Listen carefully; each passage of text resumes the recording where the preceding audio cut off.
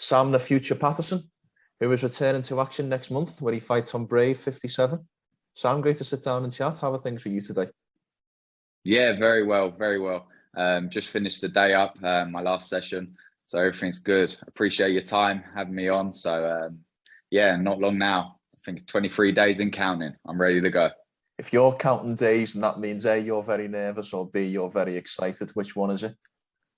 Both. Yeah. I'm nervous to perform, and I'm very excited. I love to fight. I love to train. I love to fight. So I count down the days because I get to perform in front of everyone. Yeah, so I count down the days, but it is irrelevant to me. I train all the time, so it really doesn't matter. But I am buzzing. I cannot wait for fight week. Look, it's a massive eight days in British MMA with the London card with Cage Warriors, Vucenic versus Hughes. But perhaps you're the appetizer to that crazy weekend in the middle of March, Sam, where the British fans can kind of sit back and enjoy your show without any, without I don't want to say without too much going on, but just can fully enjoy the performance you're about to put on. Yeah, 100%. I think I'm the first up as well, being March 11th. I think Cage Warriors and UFC's after. And also mine's free. So who doesn't like to watch free fights? You know what I mean? So yeah, tune in. I'll get the UK scene started, ready for that week, ready to watch the other UK guys perform. I'm looking forward to the UFC and everything. And I'm glad that I can kickstart flying that flag over in Bahrain. So yeah, I look forward to setting it off for the week. You've mentioned Bahrain there, and that was a subject I wanted to touch on, is just some of the locations you've fought in over the last couple of years. Bahrain obviously comes to mind. I believe Belarus is in there, or Belarus, memory serves. Yeah, Russia as well. Yeah. What has it been like being a real Ronin, a real man on the road, fighting in other people's backyards in most instances? I would say, do you know what? I'm a lucky man. When people remind me of what I've done to the countries I've been able to travel to, like India, I've been to Saudi Arabia, I've been to some random places that you would never dream of going, and I get to do what I love. I haven't had, like, people go for work and stuff. My work is fighting, and I love to fight. So there's no better job in the world. I love what I do every day, and I'm a true international fighter. So a lot of fighters, especially the UK scene, they don't experience international fighting and stuff till they hit the big time, hit the UFC, really. Even like Bellator fighters, normally if you're from the UK, you end up fighting in the UK. It's very rare that you travel that much. Yeah. So from early doors, I've been traveling to all kinds of countries. So when the big time comes, it won't be a shock to me, and it won't be a shock to the system. I'm used to it. From my second fight, I was traveling to Bahrain, India, and all sorts. So it's real professional, and I love it. When people bring it up, I'm like, oh yeah, I have actually been to some mad places. So plenty more years to go and plenty more countries. Do you sometimes pinch yourself and actually look at the locations that you've fought in and think, as you mentioned, a fighter with just 10 fights into the career, a British fighter, it's generally going to be 100% in Britain. So it is. Do you sometimes look at it and go, wow, I am a lucky man? Yeah, I do. When like you've mentioned it now, it gives me like goosebumps, like I realize, wow, actually I've been to some crazy places. And like I said a minute ago, like, it's not somewhere that you go, oh, I'd like to go there and travel when you're younger. Oh, they're not places that you would actually have on a bucket list, let's say. So to say that I've been to these countries and seen the culture, obviously I don't see too much because I am there to do a job, and I solely go and do the job, like I'm not on holiday, but still getting to experience the culture, how these countries go and how different it is in these different countries is, I'm a lucky man. I can't complain, very lucky. Do you think over the recent, last 2 years with all of COVID and that, and presumably the regulations and the restrictions you've been under whilst you've been in these countries, do you think sometimes I wish I could have been here pre-pandemic and I could have maybe experienced a little bit more of the culture? Yeah, 100%. Some of the last couple of countries I've been to, it's been very restricted, like restaurants and stuff. Like when we go to other countries, the food's different, everything's different, but it's nice to go around and actually experience it. And because of the pandemic and some of the other countries, it's all locked down. So you haven't really like been out into restaurants and seen the place too much. You still get a vibe for the culture and how people are. And yeah, it would have been lovely. But at the same time, I'm very lucky I got to get out of the country and fight, especially during the pandemic. It could have went the other way, and I could have been sat around for 2 years, not being able to even compete. So if I'm locked in a hotel but get to fight someone, I'll take that over not being able to travel at all, you know? So, yeah. Yeah, we've seen a lot of the issues that British MMA has kind of faced, and some of the fighters who've struggled throughout the last couple of years. You know, a lot of the UFC guys having fights cancelled, visas being denied. I know a previous guest, Brendan Loughnane, talked to me about some of the issues he had having to stay over in America for the PFL. So I suppose whilst I'm talking about some of the restrictions, I suppose you've also got to look on the bright side and think about, well, at least you've been able, one thing about you is you have been able to stay very active over the last couple of years, which has been great to see. Yeah, 100%, especially having like my teammates some of my teammates not being able to fight. You rather look at it in the positive light or the negative. Like with the pandemic and everything going on, I could like look at how these other guys are struggling and stuff, or I look at it in a positive light that I have actually still been able to compete. It might have been restricted. I've still been able to compete and do what I love, that's what we all train for, you know, is the competition. Yeah. So yeah, I see these other guys struggling and not being able to fight, and I have been. So I can only thank the organisation Brave that have actually been able to put fights on, and luckily being able to, because I think when we first went to the pandemic, when this first kicked off, my first fight in March was cancelled, and I was against John Bruin back in the 2 years ago now. I can't believe how long ago it was. But I felt like the world was ending. I was like, my fight's been cancelled. The UFC was everything got cancelled, and we went into a lockdown. And luckily, I've been able to fit fights in the little blocks where we've been open. It's been like open, closed, and as soon as open, I'm let's get me a fight, let's go. Because I'm always training. Like I don't just train because I got a fight, you know. I'm always training. So as soon as I got the opportunity, I was out fighting when I could. What are your opinions on your upcoming opponent? We'll turn to the fight at hand. What are your opinions on your upcoming opponent, style, matchup, all of that? How do you see this fight playing out? From what I've seen, I think he's very similar to Camille, but an orthodox stance. Camille southpaw, good jiu-jitsu, good wrestling. I think he's better. From what I've seen, my coaches look more into it. I really focus on my training. But from what I have seen in his fights, because I click through and just get an idea of the person, I think he's an orthodox Camille. I'm not saying it's going to be the same kind of fight. I think he's good everywhere, but I believe I beat him everywhere in every department. The level I've gone to now is, I don't believe I'm getting touched. You know, I'm truly confident in my preparation and the build up to this fight. He's an experienced guy, and I respect everyone I step in against. So I have not taken him lightly, and I prepared accordingly for him. You mentioned there about your skill set that you feel like you've taken to a new level, perhaps. Can I ask? I know you're primarily based in your home gym, but do you travel across the country? Do you work with other bodies? Do you travel and work with any of the other talents across the country, or not too much? Actually, no, not as much as I would like. But I have recently. I actually went up to Birmingham a couple of weeks ago and was training with the likes of Arnold Allen and Fabian Edwards and their team up at Team Renegade. And I've been there a couple times now. And once I make a bit more money and I can get myself a nice car and I travel, it's only like an hour and a half, 2 hours away. I would like to make that a regular thing. They've got great talent up there. But it's not something I do a lot of. I've got a great team around me that prepare me to compete and get ready. And I believe the level I'm getting up to now is quite nice to actually travel and train with these other UK guys so we can all rise together. Yeah. Whereas we never used to do this back in the day because you'd all fight each other on the same local circuit.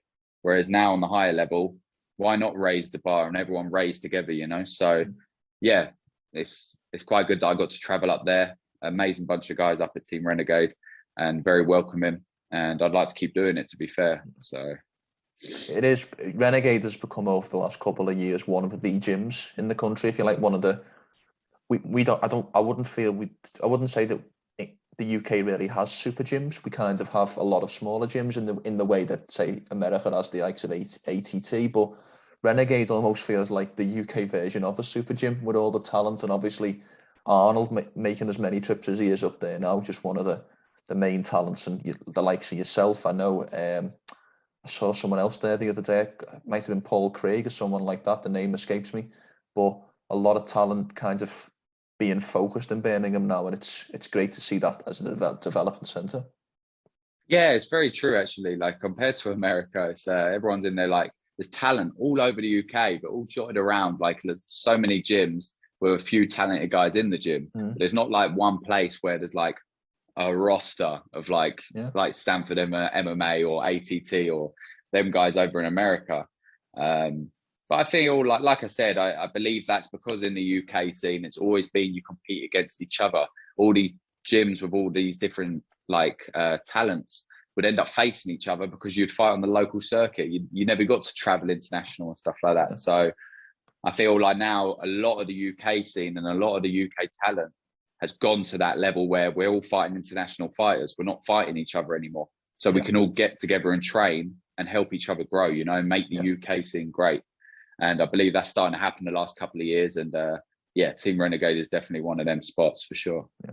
You mentioned there about the fighting over in Brave. I know you've obviously, your second fight was in Brave, and then you had a little bit of a you kind of exited the promotion and then came back the last couple of years.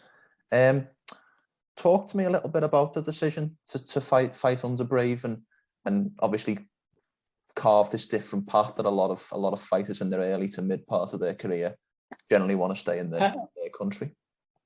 Yeah, I just seized the opportunity that was presented to me. You know, I felt the talent was good at the time. It was an opportunity for me to be an international fighter, which is always a great standpoint. Really, going if you really want a career in this sport, you're going to fight internationally. So to get that early doors, and Brave actually were putting on so many events because they were such a new organization. They were putting out events, which meant I had the opportunity to stay active. Yeah. And I got a shot early on in my career, didn't go my way. I went away, built myself back to the level I needed to be to compete with them guys. And it just kind of planned out that way. I believe I had the opportunity to go to Bellator and stuff like that early on. And I've always had the goal of the UFC in my mind. And I always see it as all these organizations are like on this path, and then it goes Bellator or UFC. It's always been like that, I believe. Yeah. Very rare do fighters go from Bellator to the UFC. It does happen, but normally they're quite happy in Bellator, they don't go. So my goal's always been the UFC. So whether I was with Cage Warriors or Brave or the PFL wasn't around when I was doing it at first. Yeah. If they were, I can't remember. But it's just how it planned out really. And they're paying good money, and it gave me the opportunity, not money that I can bloody like buy a Ferrari or anything, but enough money that I didn't have to have a job, and so I could give up my job and fully focus on training. So it's just how the path's gone. And it's a good organization to be under. I get to travel the world. I'm well looked after. And what's it like fighting in Bahrain? I don't even want to imagine the heat, because I'm not someone who fares particularly well in the warm weather. But what is it like fighting under that Middle Eastern heat? Out of all the places I've been to, the first time I went to Bahrain, I was like, it was hot, and it was like, if you're not used to it, it's a bit crazy. But now it's actually one of the better places I go to. It's crazy because I've been to so many different places. Bahrain's a straight flight. The time difference is perfect. It's for only 3 hours time difference. All these little factors that people don't put in, like the food and everything, the heat, the time zones difference. It's a very good location. It's one flight, it's straight there, 6 hours. Time zone's good. It's hot, so it's easy to cut weight and make weight. Once you're used to it, if you go there, like don't worry, I'm fair skinned as well. You know, like I'll burn straight away. But you can get out in the shade and still it's like training in the sauna. You know, it's lovely. Where we are and where the fight was, there's nothing really going on. There's probably stuff to do in Bahrain, but like I say, I'm there to do a job. So where we are, it's very deserty. Like there's not a lot going on, which I prefer because it means you can solely focus on the job at hand. You're not distracted by other things going on and that. and I quite like that. And I do like Bahrain. I like going to Bahrain because it's Brave's the Prince of Bahrain is the owner of Brave, like he's the boss man. So you're well looked after when you go there. Like if you need something, you get it. Like he doesn't need to get permission. He's the boss, like, of the place. So you are well looked after when you go there. And I look forward to traveling there again in 3 weeks' time. 100%. I want to talk a little bit about your frame, because you have a massive frame for the lightweight division. It's well documented. I know. I mean more your height and more your kind of width of your back, of anything like that. I know. Would it be fair to say it's inevitable at some point that you'd have to move up a weight due to the size of your frame? Yeah, 100%. And I've always said that I will never kill myself like I see some fighters do to make the weight. I truly believe my frame, I will grow out of the lightweight division and become a welterweight, which I am prepared for. Like I'm 6'3", 6'4". I won't be outsized at welterweight, and my style of fighting is very rangy and long anyway. Yeah. So it's not like I was transitioned hard into being a welterweight. I just make lightweight. Like it takes a lot of dedication. It ain't easy, but it ain't easy for a lot of people, you know. But I don't struggle to the point where I don't love the sport. And the day that happens, because a lot of people, like it becomes a chore and they don't fall out of love with the sport because it's the weight cutting and stuff. I'll go up a weight class. I'm not depleting myself that much that I need those, because I don't blow up that much after. I might look it and I might be 6'3", but I'm not like making 70 and I'm back up to bloody 90 kilos the next day. I don't need them advantages, not for my style. I'm not a wrestler. I don't need to lay on people, so I need the weight, you know. But I will go up 100%. I'm just waiting for the day that my metabolism slows down and I can't eat as much cake and I have to go up to 77. You know? Well, that brings me on to my next point, because your nickname, The Future, you share a nickname with quite a prominent welterweight at the moment, Ian Garry. Who potentially, if he were to move up, we could see that fight one day, a battle of the future. Would you ever fight him for the nickname? I wouldn't fight him for the nickname, because I believe if we ever match up, and by the time I get to the UFC and stuff, I believe I'll be the present. You know, I won't be the future anymore. I believe I've outgrown the future name now, but it just stuck, and this what my coach, one of my coaches calls me. He's called me it from the beginning. Do you plan to change? Yeah, I believe. I just keep it because I was called it. I never picked my nickname. I wouldn't have one if I wasn't given one. You know, I'm not fixated on the future nickname. It doesn't bother me. It's something that was given to me. It's stuck, and people around me call me the future, and they believe my style is the future. I believe once I hit the UFC, I won't be the future anymore. I'll be the present. And Ian Garry is a great fighter, welterweight fighter. Similar styles, you know, like very long, rangy, and we'll see what the next couple of years has to hold. I was only asking that with tongue in cheek, but ultimately, do you feel like the goal in your mind, in your heart, is the UFC, and if so, how far away do you feel like you are from that potential goal and that potential? 100%, that's the goal. It has been from the beginning. I've never not said it.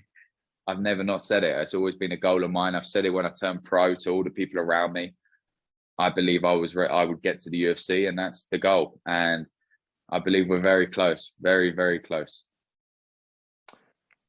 Is a goal of yours to win the world title? To win the world title at Brave? Do you feel like that would solidify your move there, or is it just a case of racking up wins and continuing to be one of the hottest prospects in Europe? Yeah, I believe right now at this stage in my career, I just need to get like the contract, fight out the contracts and move on. You know, with all the champion injured and stuff like that, it's a lot of waiting around, and I don't want that. I want to be active. I want to be.